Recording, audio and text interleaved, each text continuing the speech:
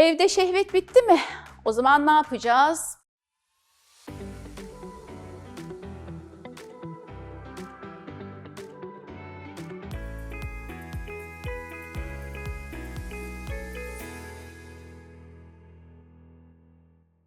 Romantik ilişkinin o ilk aşamalarına bir dönelim bakalım. Birincisi çekim. Çünkü kadın ve erkek arasında o gizemli, açıklanamayan kimyasal çekim tekrar olmalı, başa dönmeli. Yaratmak için bazı pratikler yapmalı. Kadın ve erkek sözlü keşif noktasında, temel iletişim noktasında tekrardan bir bağ kurabilmeli. Bir diğeri duygusal yakınlık. Kadının ya da erkeğin duygularını, yaşadığı olayları, gün içinde başından geçenleri partneriyle paylaşmalı. Geçmişte yaşadığı sırları, fantazileri paylaşmalı. Ve dördüncü romantik ilişkinin aşaması tabii ki fiziksel yakınlık, bedensel arzu. Fiziksel ve kimyasal çekimin olmadığı günümüz evlilikleri ne yazık ki çölleşmiş evlilikler. Uzun soluklu bir birliktelik için evliliklere şehveti monte etmemiz gerekiyor. Uzun soluklu bir ilişki için, şehvet için de ne yapmak lazım? Sevgili kadınlar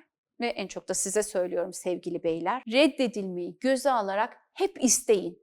Yani hani deyimimiz de var ya, isteyenin bir yüzü, vermeyenin iki yüzü. Hep istemeye devam edin. Başları ağrısa da siz vazgeçmeyin. Tüm arzularınızı, isteklerinizi partnerinize anlatın, ifade edin. Sizin isteme hakkınız olduğu kadar onun da reddetme hakkı var ama onu da bilin. Bu da kutsal. Yine de siz defalarca istemekten vazgeçmeyin. Seksle ilgili konuşun, sekse dair konuşun, erotik filmler izleyin, erotik kitaplar okuyun, yeniliklere açık olun, seks oyuncaklarını deneyimleyin. Tutkulu aşık, tutkulu kadın role playlerine geçin. Biz burada hatta cinsel tip uzmanları olarak şunu söyleriz. Role play nedir? Biraz ondan bahsedeyim. Orgazm sorunlarında daha çok ben bunu kadınlara veriyorum. Sen diyelim ki Ayşe'sin. Ayşe olmaktan vazgeç. Senin gözünde işte Semra seksi bir kadınsa Semra rolünü oyna. O zaman bilinçaltı da o role giriyor.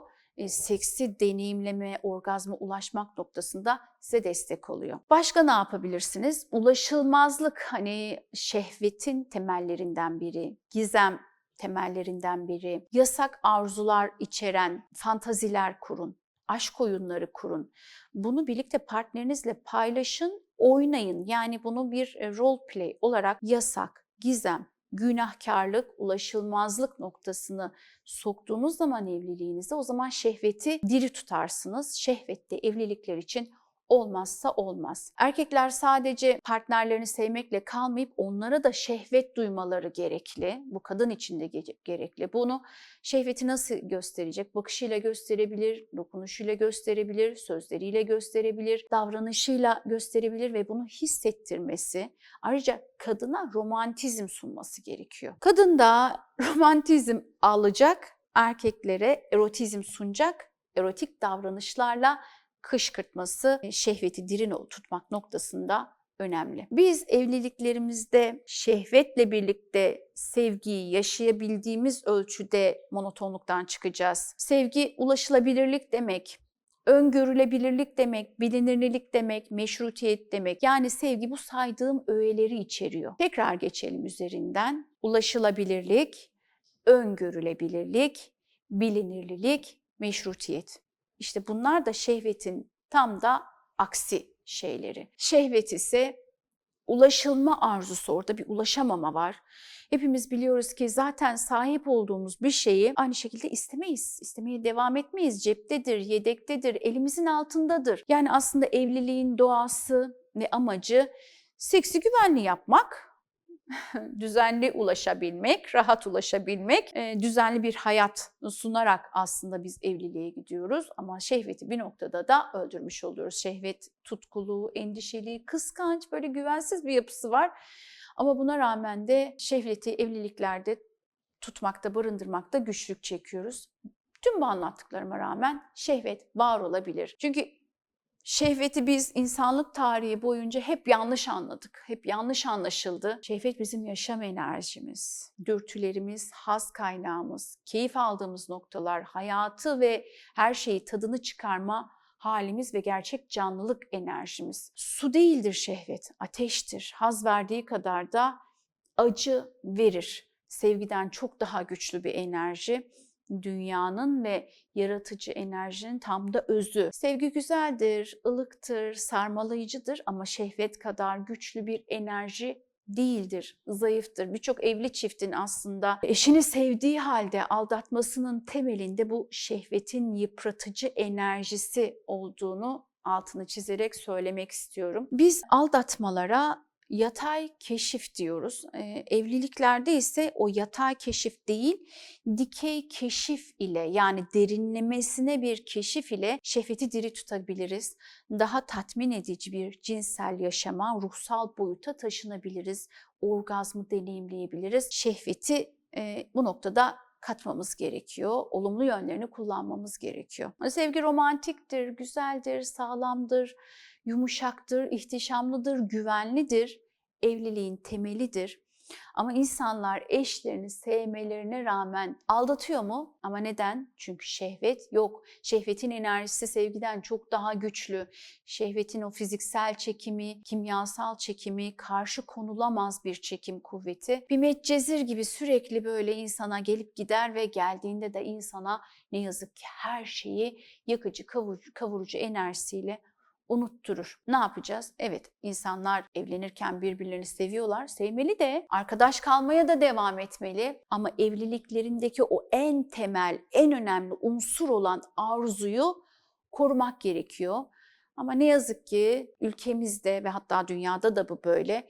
Genç kadınlar o genç kızlığın tomurcuğu, henüz o yanaklarında böyle pembe pembe evlenirken kalplerinde o gülleri soluyor. Cinselliği evliliklerinde soluyor.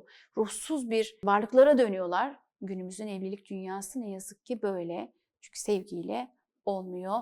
Sevgi var ama bunların evliliklerinde tutku çoktan kuş olup uçmuş gitmiş. Şu anda günümüz dünyasında kadınların öyle sabırsızca bekledikleri çok az şey var. Hayatları sonsuz böyle hummalı faaliyetlerle dolu, işle dolu, ev işiyle dolu, hayat alışverişiyle dolu, çocuklarla dolu. Kendilerinin o tutkularını, heyecanlarını, şehvet ateşlerinin çoğu sönmüş, kalplerinde sönmüş. Ya annelik ya ev kurallarının altında kadınlar eziliyorlar. Ne oluyorlar? Birer dadıya dönüşüyorlar, birer hizmetçiye dönüşüyorlar, birer kahyaya dönüşüyorlar. Erkeklerde günümüz dünyasında evlilik nasıl? Erkekler de ilgiden mahrum, erotizmden yoksun, şehvetten yoksun. Onlar da böyle birer kanepemenlere dönüşmüş halde evliliklerini yaşıyorlar. Kadınların o hayal kırıklıklarını erkekler görmüyor, görmezden geliyor. Eşlerinizin gözlerinin içine bakın sevgili beyler. O hayal kırıklığını görün. Neler yapabilirsiniz bu noktada? O varoluşsal anlamsızlığı gidermek için siz evliliğinize yatırım yapacağınıza online oyun fanatikliğine, spor düşkünlüğüne gibi ya da parıltılı ekranların, dizi ekranlarının önüne oturup o kanepelere gömülerek kendi yaşam libidinal enerjinizi kaybediyorsunuz. Kadınlar hummalı alışverişte, dadılıkta, hizmetçilikte, erkekler bu şekilde. Hatta bu benim söylediğim tabii ki en iyi senaryo. Bazı erkekler de bu yakıcı enerjiyi ne yapıyor? Pornoya yöneliyor, porno bağımlısı oluyor, mastürbasyon bağımlısı oluyor. Ya da dış kaynaklarda yatay keşifle şehveti diri tutmak, aldatma yoluyla cinsel tatmini arıyorlar. Aslında tuhaf olan ne biliyor musunuz? Kimse birbirini aldatmıyor. Baktığın zaman kadın erkek birbirini çok seviyor. Karşılıklı saygı noktasında da hiçbir sorun yok. İyi bir arkadaşlar, iyi ebeveynler ama evlilikleri sıkışmış, can çekişiyor.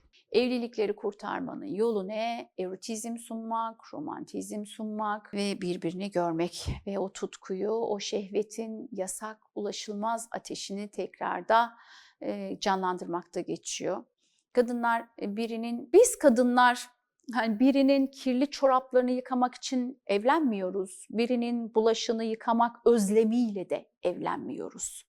Ya da biraz feminist oldu bunu söylen belki ama erkekler penceresinden de şöyle bakalım. Bir erkek bir kadının arabasının yağını değiştirmek için evlenmiyor ya da ona her hafta çiçek almak için de evlenmiyor. Kadın erkeğin gömleğini ütülemek için karşı konulmaz bir heves ve fırsat kaçırmamak için fiziğine dikkat etmeye çalışmıyor, makyaj yapmıyor. Yani burada bir ironi yapıyorum, bilmiyorum anlayabiliyor musunuz? Dürüst olalım. Birbirimizi o tutkuyla en derin şekilde bağlanmak için girdiğimiz bu evlilik yolu, bu özlem bilmeye susadığımız için, arzu nesnesine çekildiğimiz için, yani kimsenin ütüsünü, bulaşığını yıkamak için değil, kimsenin arabasını temizlemek için değil. Ama işte biz evlilikte yatırım yaparken libidinal enerjimizi bitiriyoruz. Libidolarımız can çekişiyor. Bunun panzehirine zihinleri kışkırtmak. Erotik zihinler şehvetli tutkuyla birbirimize bağlanmaktan geçiyor. Şehvetli tutkuyu canlandırmanın yolları ne? Biraz yasak kalmak, biraz gizemli kalmak. Bunu fantazilerde gerçeğe döndürmekle geçiyor. Yatay keşifle değil, dikey keşifle evliliğimize odaklanmaktan geçiyor. Hep cepteki, evdeki kuş olmamaktan geçiyor. Bunu birbirimizi sürekli kontrol etmemekle, birbirimizi denetlememekle, birbirimize güven duymakla geçiyor. Bunun için gerçekten kadın ve erkek karşılıklı çaba ve emek harcamamız gerekiyor. Kadınlar ne ister bu noktada, erkekler ne ister? Bunu bir sonraki videoda anlatacağım. İşin temelini anlayabilmeniz için girdiğim bu videonun da sonuna geldik ve videoyu bitirmeden hemen kitabımı da tekrar buradan duyurmak istiyorum. Kadınlar ne ister, erkekler ne ister? Biraz burada var ama burada bu kitabın adı neden yarım kalmasın, bu kitabın adı yarım kalmasın. Bir jinekolog ve seksolog olarak bana başvuran kadınların neredeyse tamamına yakını yarım kalıyordu. Kadınlar yarım kalmasın diye bu çıkardığım kitapta aslında baktım da erkekler de hep yarım kalmış. Onun için de bizim ne kadınımız ne erkeğimiz yarım kalmasın, evlilikler yarım kalmasın, mutluluklar yarım kalmasın. Cinsellikle ilgili ülkede çıkmış, cesurca yazılmış bir kitap bu. Başucu kitabı olmaya aday bir kitap. Tüm platformlarda bulabilirsiniz. Alın, okuyun, okutturun, birbirinize hediye edin. Arkadaşlarım linki aşağıya paylaşacaktır. Bir sonraki videoda tekrar görüşmek dileğiyle efendim. Keyifli, sağlıklı, mutlu bir cinsel yaşam diliyorum. Hoşça kalın.